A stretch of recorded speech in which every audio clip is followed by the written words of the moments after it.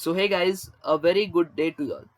In this video, we will understand the concept of degree of dissociation and we will also see the factors affecting degree of dissociation. But before starting with this video, it is mandatory for you guys to know what is strong electrolyte and weak electrolyte. And if you all don't know that, then don't worry guys, I've already made a short video on it. You can find the link of that video in the description box below, or you can simply click on this I button which is present on the right top corner of your screen. Okay, now to understand today's lecture, let's move on to my book. Okay, so guys, now I am going to quickly revise what we have seen in the previous video. I could have directly moved on to the degree of dissociation, but guys, it doesn't make sense if you all do not know the logic and the concept behind it. I want you all to understand the concept and then understand what is degree of dissociation. Okay, now, so what we have seen in the previous video, what is a strong electrolyte? A strong electrolyte is nothing but a electrolyte which dissociates completely into ions.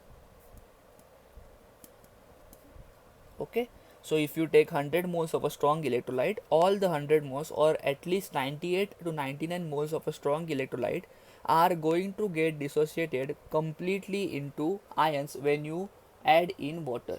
Okay, so when you add a strong electrolyte in water, it is going to get completely dissociated. Similarly, what is an weak electrolyte? A weak electrolyte is nothing but a electrolyte which dissociates partially. Now what is the meaning of this? If you take 100 moles of a weak electrolyte, then around 40 to 50 moles will get dissociated into ions and the remaining 60 moles will be undissociated. Okay, so let us consider a weak electrolyte, let's say AB. So we have a weak electrolyte AB. Now this AB is going to get dissociated into its ions A plus and B minus.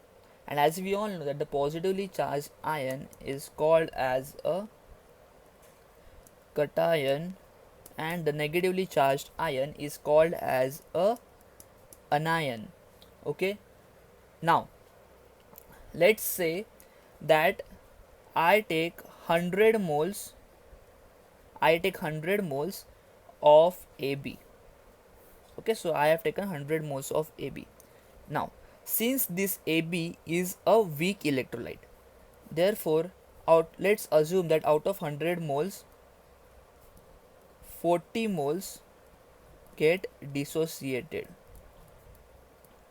which means that out of 100 moles of this AB only 40 moles will get dissociated into A plus and B minus ions. Okay, and guys, let's say that the remaining 60 moles are undissociated,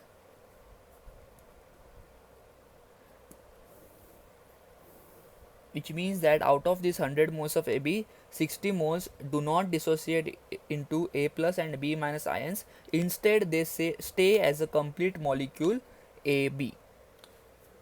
Now, as we all know that there is an equilibrium established, between the ions. Which ions? The ions produced by these 40 moles. As we have seen that these 40 moles get dissociated into ions A plus and B minus. So there is an equilibrium established between ions and undissociated molecules. So there is an equilibrium established between the ions and the undissociated molecules of these 60 moles. And this equilibrium is nothing but called as the ionic equilibrium. So what is ionic equilibrium? Ionic equilibrium is nothing but a equilibrium established between the ions produced by these 40 moles and the undissociated molecules which are present in this 60 moles. Now, keeping all this concept in mind, let's move on now to understand what is degree of dissociation.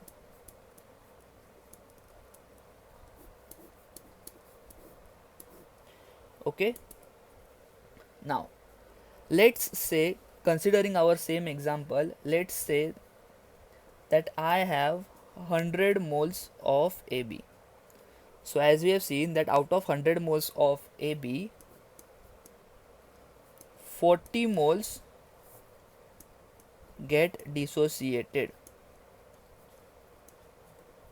Okay, so we had taken 100 moles of AB, but out of 100 moles, 40 moles get dissociated. Now I want to find out of 1 mole how much amount of mole will get dissociated. So we know that out of 100 moles, 40 moles will get dissociated. So out of 1 mole, I want to find out how much mole is going to get dissociated. Now since I don't know the value, let's assume it to be lambda. Okay, alpha. I'm extremely sorry, it's my bad guys. Let's assume it to be alpha. Okay, now how we can find the value of this alpha? By simply cross multiplying. Okay, so alpha into 100 is equals to 40 into 1. Now from here you can easily get the value of alpha as 40 upon 100, which is nothing but equals to 0.4. Okay, now what is this alpha? This alpha tells us out of 1 mole how much amount of mole is going to get dissociated. So can I say out of 1 mole, 0.4 moles will dissociate into ions. Okay, now can I say this alpha which we have got over here, this alpha gives us the value of amount of moles that will get dissociated out of 1 mole. Am I right? This alpha, what is this alpha doing? This alpha is giving us the value of moles that will get dissociated out of 1 mole. And guys, this alpha is nothing but degree of dissociation.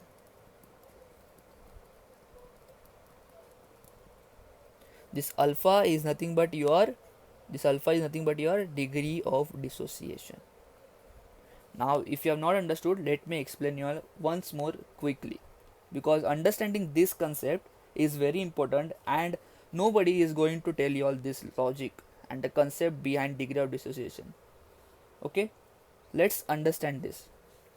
Okay, now we had 100 moles of an weak electrolyte, and out of the 100 moles, 40 moles were getting dissociated. Now I want to find out of 1 mole how much amount of mole will get dissociated.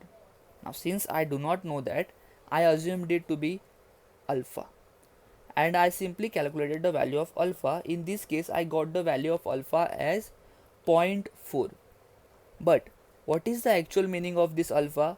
This alpha gives us the value of amount of moles. Can you see over there?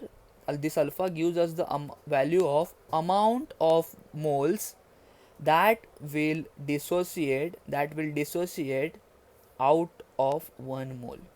So out of 1 mole, how much amount of moles will get dissociated is told to us by the value of this alpha, and this alpha is nothing but your degree of dissociation. Now here it was easy for us to find out the value of alpha, but if we want to find out a generalized formula for alpha, let's see what will be the generalized formula. Let's say alpha is equals to 40. What is this 40? This 40 is nothing but number of moles dissociated. Am I right? Number of moles dissociated divided by, can you see over here, divided by, and what is this 100 guys? This 100 is nothing but total number of moles that we had.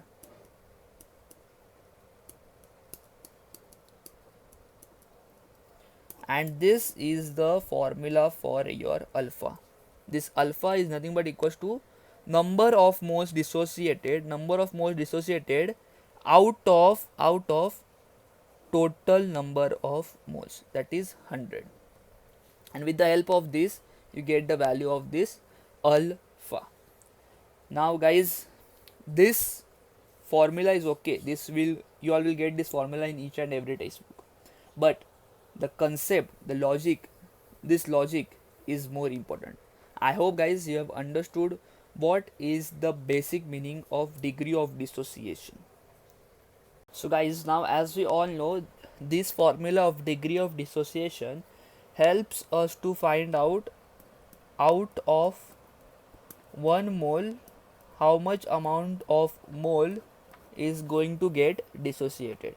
Similarly, let us understand what is percent degree of dissociation. Now what is this percent degree of dissociation? Like here we were finding out of 1 mole how much amount is going to get dissociated, whereas in percent degree of dissociation what you are going to do is you are going to find out of 100 moles, how much amount of mole is going to get dissociated.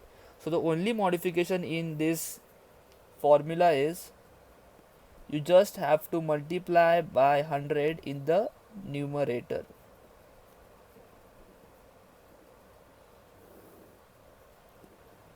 Because this is giving us value for 1 mole, so if you want for 100 moles, multiply by 100, as simple as that,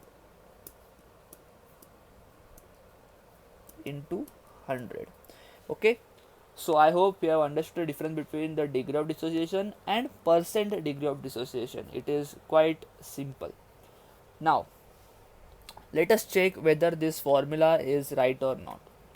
So again, considering our example, what we had got degree of dissociation value as 0.4. So I write here degree of dissociation as 0.4. Similarly, if I want to find out percent degree of dissociation, so what will be percent degree of dissociation? It is nothing but 0.4 into 100. Can you see over here the multiplication factor 100, which is nothing but 40. So what does this percent degree of dissociation tells us? It tells us that out of 100 moles, 40 moles will get dissociated. And guys, if you remember, this was our question itself. Out of 100 moles, 40 moles were getting dissociated. So yes, this formula is working right. So I had considered example where you can actually find out the degree of dissociation, as well as you can also verify the percent degree of dissociation. So it was quite easy, right guys? Now there are certain factors that affect the degree of dissociation. So let us understand them. The factors affecting degree of dissociation.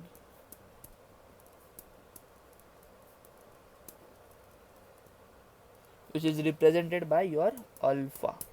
Okay. Now the first factor is the nature of solute.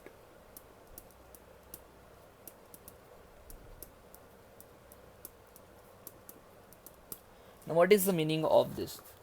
Like in the strong electrolyte, when we add a strong electrolyte to the water, what happens when we add a strong electrolyte to water?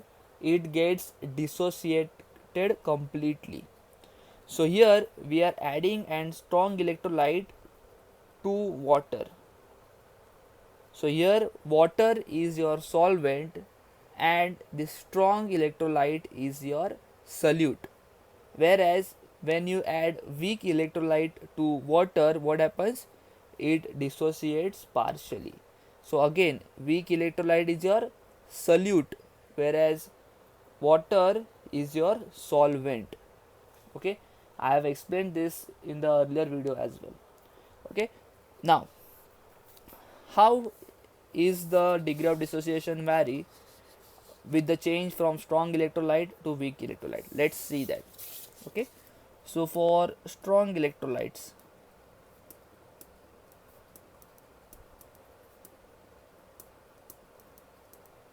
so as we all know, for strong electrolytes, let us say that we have 50 moles of electrolyte. So as we all know, since it is a strong electrolyte, therefore out of 50, at least 49 will get dissociated. So using our formula of degree of dissociation, the answer will be 49 out of 50.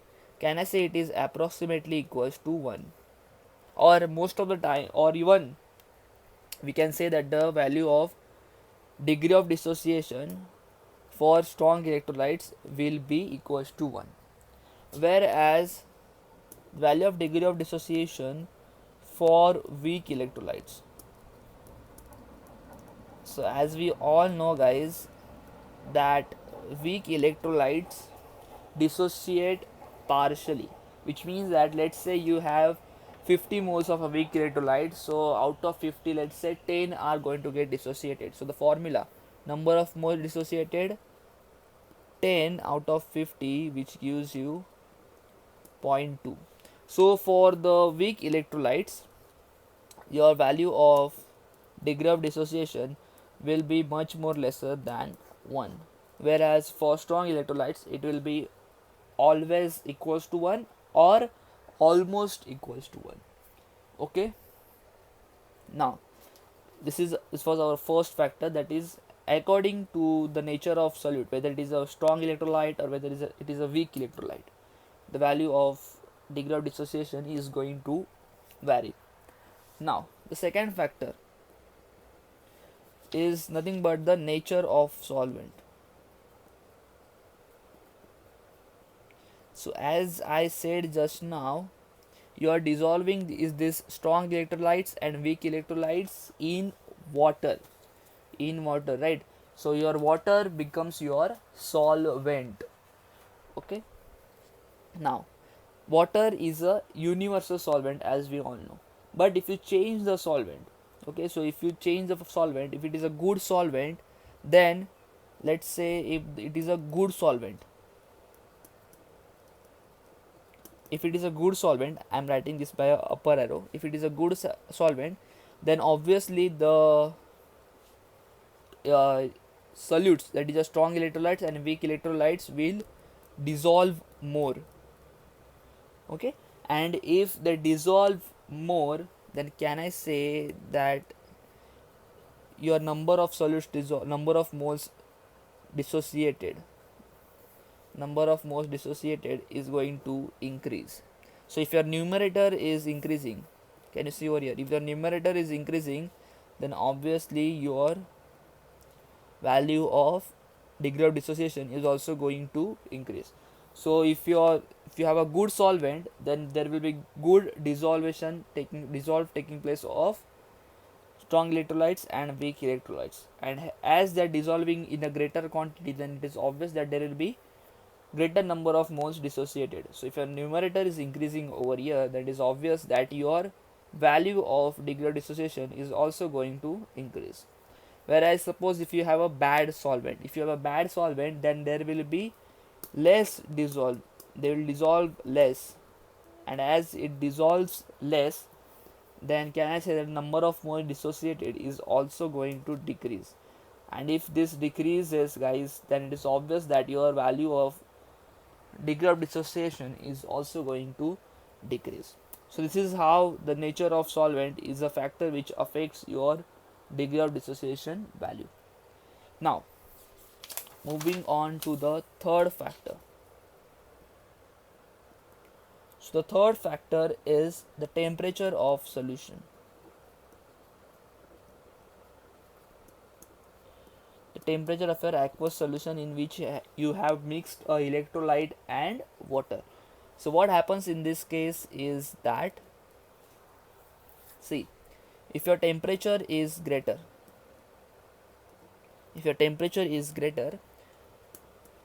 then it will dissolve easily. So your electrolytes will dissolve easily, and as your electrolytes dissolve easily, then it is obvious, guys, that the number of moles dissociated will also increase. And if the number of moles dissociated is going to increase, that is, your numerator is going to increase, which means that your degree of dissociation value is also going to increase. Okay, whereas if the temperature is less, then the electrolytes will also dissolve less.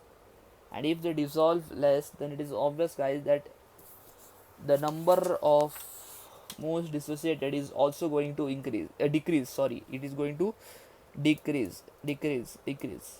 And if the numerator decreases, then it is obvious that your value of alpha, which is nothing but your degree of dissociation, is also going to decrease.